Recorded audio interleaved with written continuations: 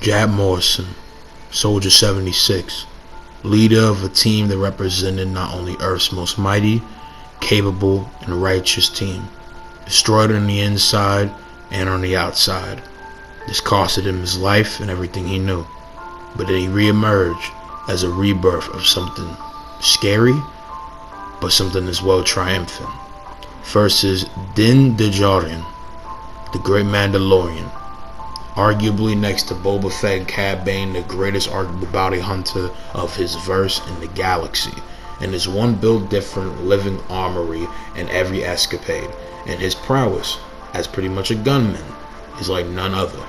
But who would win? As always, that is what I'm here to go ahead and discuss. I hope you guys will enjoy this video as always, but if you're new here, please leave a like, share, subscribe, comment, whatever the case may be. I love y'all, appreciate all the support and love that you all have given to this channel. Hoping that my friend and the way requested this video being valid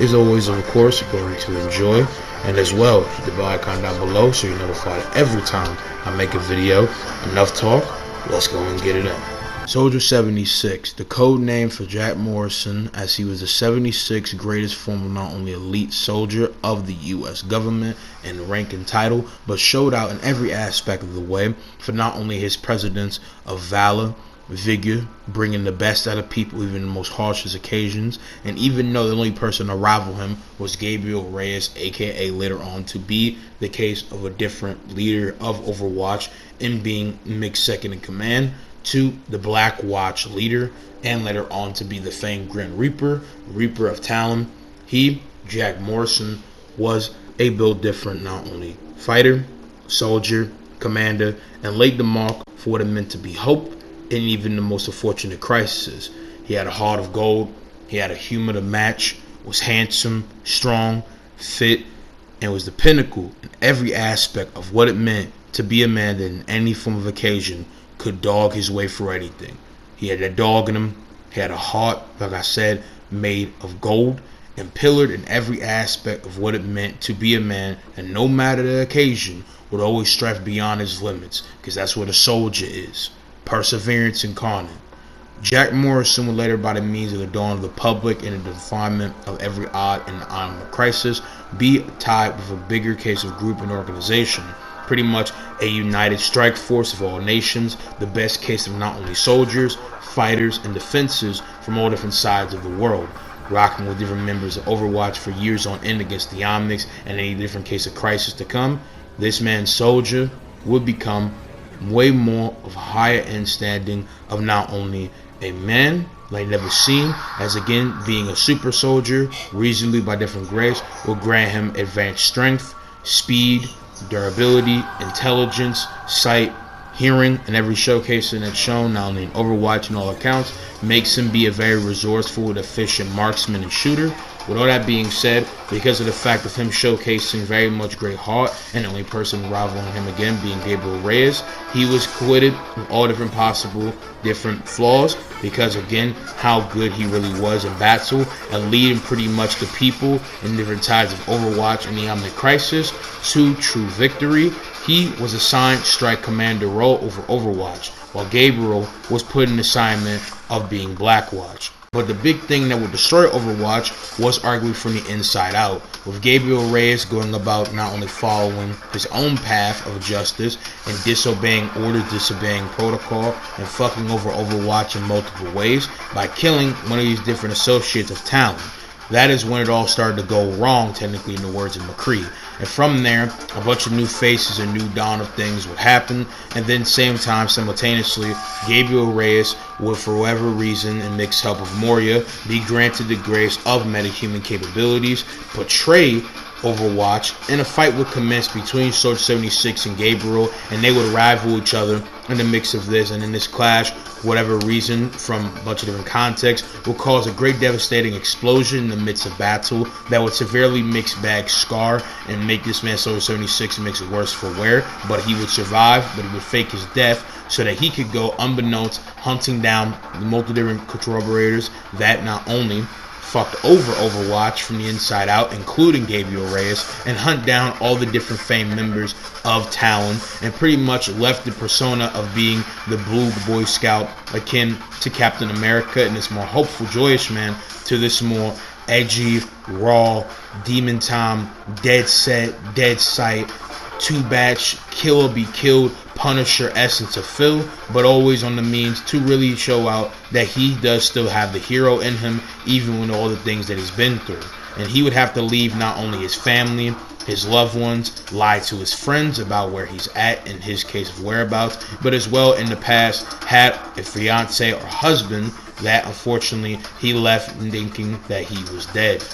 With all this case, lore and origin to be had, Soldier 76 in my Overwatch tier list that I am going to not only be redoing, but I still stand strongly with a little bit of a sneak peek shown on the screen. With my Overwatch power scaling tier list, Soldier will be one of the highest credited of not only soldiers within the verse, as his elite marksmanship, his experience, his accolades. He's super fast. He has his own case of self-healing and medical expertise. He has not only multiple different forms of advanced tech to utilize in different procession, from the mix of high speed velocity rockets. He as well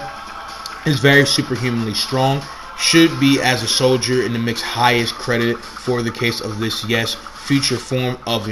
U.S. military with super soldiers, but will be bare minimum a good expert in not only mixed different form of martial arts and case of different CQC, DAFO, and other usages of martial arts in combatment, but with his superior strength can very much haul through any possible opposition that comes his way in different fights and different bouts of that sort. So, Soldier 76 is a very different individual, and with all the case of obviously his expertise, marksmanship, and experience as being a leader of Overwatch and still being top of his game, even while still being old, has also showcased some great sense of different AP and mixed speed feats. He's able to outmaneuver bullets pretty casually, gameplay contextually, and in actual lore. He obviously has rockets that should move multiple times, plus the case of supersonic to easily hypersonic, depending on how you perceive. And at the same time,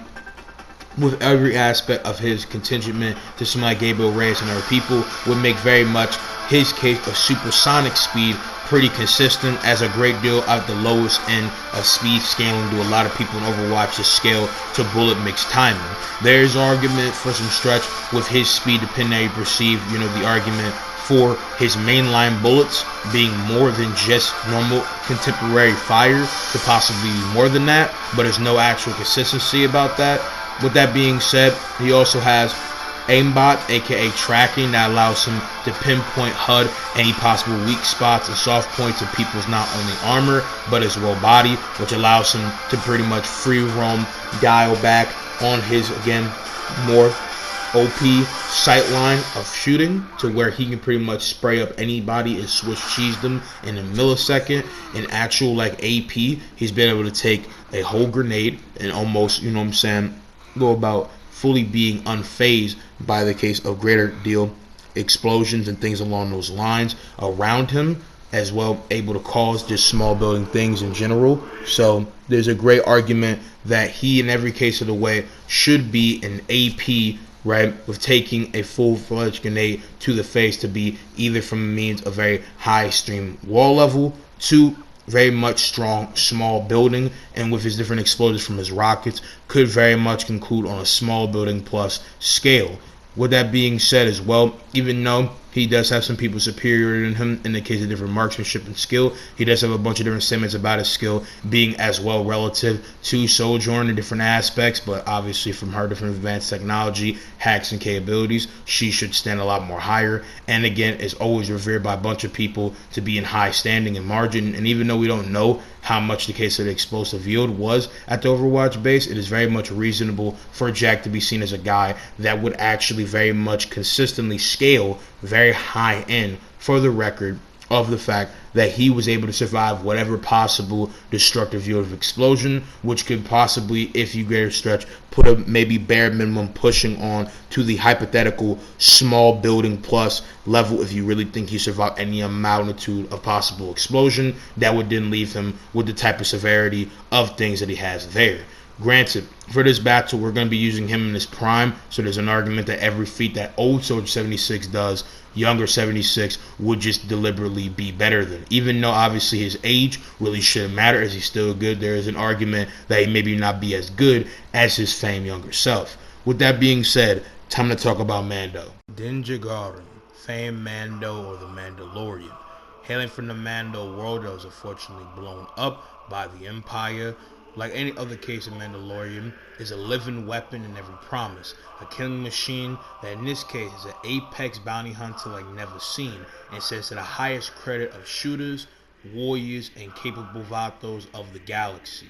Like multiple different former Mandalorians, even though in a greater way, was trained up until from the case of when they could walk to be the most efficient, adept, practical, proficient warriors, akin to different Spartans of Halo or Spartans of real life, trained in the most arguable mix take of different grim, cloned from different adept, very proficient, profound held killers and deliverers of not only the most devastation upon the enemies, he would grow into being a built different killer. As his origin presides, Mando was a human man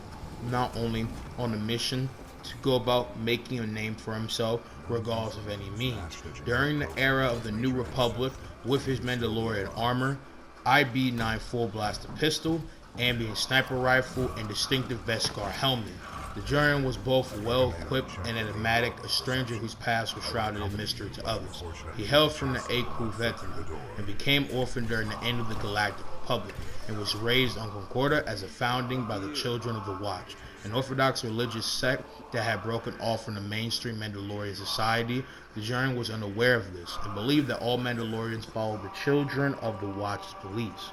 He was trained to become a Mandalorian warrior and eventually joined the tribe, which operated in a secret covert on Navarro. Din Djarin became battle-hardened, a man of few words, and a formidable hunter in an increasingly dangerous galaxy. After the fall of the Galactic Empire, Din Djarin made a reputation for himself as a member of the Bounty Hunters Guild, collecting bounties as he traveled across the galaxy's outer rim territories, far from the authority of the New Republic and his personal ST-70 assault ship, the Razor Crest, around 9 ABY, offered a substantial reward for the acquisition of an asset located on the world Everla 7. During his mission on Everla 7, he met an Ungunant named Pui, who guided him to the location of the asset and encountered a bounty hunter droid, IG-11. Upon seeing the asset itself, the droid in IG-11 discovered that it was in fact a Force-sensitive child. Unbeknownst to Djarin, the child was a former Jedi youngling named Grogu and belonged to the same species as Jedi Grandmaster Yoda. Tasked with bringing Grogu in alive, Djarin shot IG-11 in the head, saving the infant and taking him into custody. Discovering Grogu's force sensitivity during his time on Overlord 7, Djarin took Grogu back to the client and collected his reward. However, the Mandalorian warrior had already begun to form a bond with the infant. Feeling remorseful for subjecting Grogu to a cruel fate, Djarin entered the facility where Grogu was kept and rescued him from the Imperial station there, and later fended off guild hunters with the help of the Mandalorian tribe. The two went on to embark on various adventures around the galaxy as they formed a close bond, including an encounter with former rebel shock trooper Cardia Dune, a job on Tatooine, and a run-in with a group of mercenaries. Djarin was later contracted by the guild's agent, Greef Karga, who wished to make amends for his actions. During Grogu's rescue, Karga offered to work with the Mandalorian to drive away the Imperials, who took control over Navarro City in exchange for dropping the bounty on the child. Djarin gathered allies, then same time, Dune, Q, and a reprogrammed IG-11, and met with Karga on Navarro, went about with his allies entering the city and fought the Imperials led by Moff Gideon, later retreating to the tribe's cover after facing heavy opposition. The Mandalorian, known as the quote-unquote armorer, quote, who had remained in the hideout after the covert's attempted relocation, tasked Djarin with returning Grogu to his people and declared the creation of his clan. After dealing with Gideon and his remaining Imperials, Djarin departed the planet with the infant and began his search for Grogu's people. With all this case of great lore intake to be had and everything to be had for this man Din Djarin and different scaling that I just mentioned there, as everything else that would happen after, which ties to the greater Mandalorian series obviously, and most likely in that movie, is going to be tied with a bunch of different deep things of not only a bunch of different power scaling that I've kind of went over, but like I said in these different videos, and another video I have with another infamous bounty hunter coming up, just wait on it, all scale somewhat relatively to each other, regardless of that be a different height of skill, talk of mixed AP with their weapons and adversaries in comparison, and different contingent, compare to pair, like stuff, right? And as well, obviously, infamously speed. Simply put, because it was not only this man, them being one of the most skilled, adept Mandalorians and high-held people, being able to not only rock with this man Boba Fett at different tides of battle, scale different people, a very not only efficient swordsmanship, but in different hail of fighting combatment, face multiple people down, and has similar statements being said to be one of, if not the most impregnable case of not only shooter in defense and offense. He is skilled in multiple different forms of weaponry and is way more skilled not only hand-to-hand formidable combatment and different stand, not only to someone that can wield the dark saber, aka the Mandalorian's famed dark saber when taking on Moff Gideon, and because of his high weight, greater caliber, seeming adamantium level armor and the Beskar armor, is able to take on any possible foe with having his body be resilient to the core. And he's able to combat him with his own form of staff and / weapons of similar regard, saving Grogu from him, outskilling him, and being able to easily, more efficiently, even in a heavy burden and mental case of not only toxic fatigue, use the dark saber to great efficiency, even if it very much does holster him back in some occasions. And this is something that we should consider in base equipment. And even though greater users have used the dark saber to its better potential, the dark saber would be one of the best formidable, not only toxic technical quote-unquote sabers, but as well be cutting at high grade frequencies and efficiencies that would pretty much make it be able to, if any other person wasn't getting hit by it, pretty much saw through them and cut them down easily, right? And then tied with all his different weapons that have been shown on screen and other things, allow him to shoot out multi-different plethora of rockets, different form of disorientation bombs, smoke bombs, different greater rupture of different, explosives, and is a very fast and agile person, with not only him being able to fly, akin to Boba Fett, keep up with him, is very mobile and efficient in multiple different forms of combat and dualities with that, and as well has his own form of flamethrower that allows him to stave off different very incredible people. And again, with matching to Boba Fett reacting to light and multiple different other fights, this would easily have someone like this man Mando be easily multiple times consecutively to the speed of light, which would put him reasonably in great deal of different times of relativistic, very much between 50 to 80% the speed of light, to easily pushing light speed to a great deal beyond, right? As Boba Fett in comparison is, and other people of his scale like Cad Bane would reasonably be considered to be. When it comes down to AP, from all different explosives and things that he uses and the things that he can take in tandem with his Beskar armor, would be being multiple times from small building plus to building plus, from a comparison scale of what someone like Boba Fett, who again he has different talks of being scaled to and has relativity to be an argument to be, and as well because he can take different blows from the dark saber that we've seen be able to hurt people, and different very much more on the configurement of scaling from body, from actual greater usages of the force or not, should put him at the lowest end in different occasions from this, a lot of the time consistently on that building level altitude of that, but mix sure with his other weapons akin to Boba Fett, can pull different means of actually, great destructive capacity, and mix with AP that would allow him to pull things of, again, the argument for city block plus like things akin to Boba, and other things of that sort that would make him be a living, tank in every capacity. So, with all this being said for this man, the Mando, right?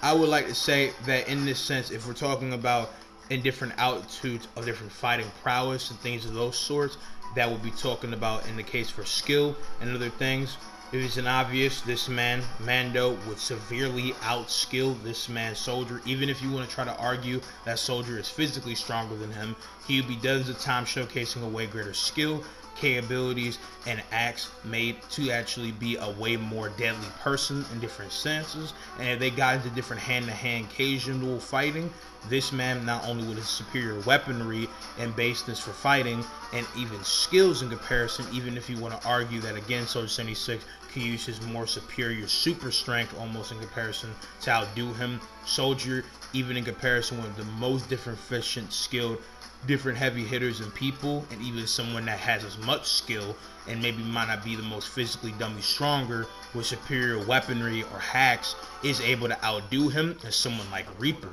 So that should very much consecutively showcase just how different Mando would be, and Mando should be able to fully trip this man Soldier on his head and score him like a fish if he wanted to. As well, he just has a better multi-plethora of different weaponry to say that again in the AP regard, pit for pit, that he should be able to outdo him. He also is just objectively faster than him, so regardless of how you see any of this stuff, he should just out-perceive this man Soldier and absolutely decimate him in every sense of the way. As well, even if you want to equal the stats, Mando has faced a better plethora of different people, has better experiences in relativity to others, and he has better statements, putting him at a high extent regard. The only thing I feel like Soldier has on this man Mando is the mixed argument that he does have a superior form of different ways to shoot at him and mess him up, and he could very much halt him if he went up into the air. He could halt him in multiple occasions of different grade A level of precision basedness and things of that sort. But there's every as much great case of argumentation to very much say that, simply put, in the argument of different pit for pit, bang for bang, ball for ball, then every sense of the way, Mando just scales multiple times persistently on a way higher boast, especially in a world like his, where even though both verses mix take place in a mixed hypothetical grand future, his future is way more hyper boatload uber sci-fi, and they're scaling to light and different precision. So even if they are relative in the speed regard, if Mando would ever dare hit someone like Soldier, he's going to be feeling that shit a lot more harder than Mando, because Mando would still be objectively way more durable than him. So in conclusion, Mando is the winner. I hope you guys have enjoyed though. Let me know what you guys think in the comment section down below. Put me some respect on Din Djarin. And if you're a fan of Star Wars, please let me know how you guys feel about the movie coming out. I love y'all. Appreciate y'all for watching. I'm going to see you guys in the next one. Peace out, my army. Love y'all. No one else will.